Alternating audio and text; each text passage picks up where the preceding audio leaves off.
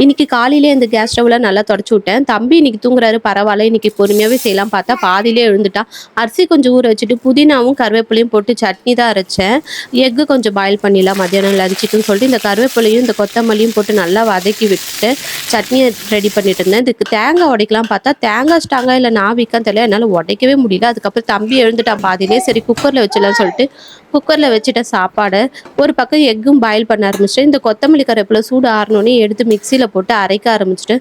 சூப்பராக இருக்குங்க. இது வந்து இந்த கேப்சிகம் ரைஸ் கூடலாம் தொட்டு சாப்பிட்டா செம்ம டேஸ்ட்டாக இருக்கும். இது வந்து தாளிச்சிட்டு அதுக்கப்புறம் வந்து நான் இந்த கேப்சிகமும் வெங்காயம் இதெல்லாம் கட் பண்ணிட்டு இருந்தேன். நல்லா போட்டு இது மசாலாலாம் போட்டு நல்லா வதக்கிட்டு அதுக்கப்புறம் ஒயிட் ரைஸு சூடாறின பின்னாடி போட்டு நல்லா வதக்கி எடுத்துட்டிங்கன்னா செம்ம டேஸ்ட்டாக இருக்கும். நீங்களும் ட்ரை பண்ணி பாருங்கள்.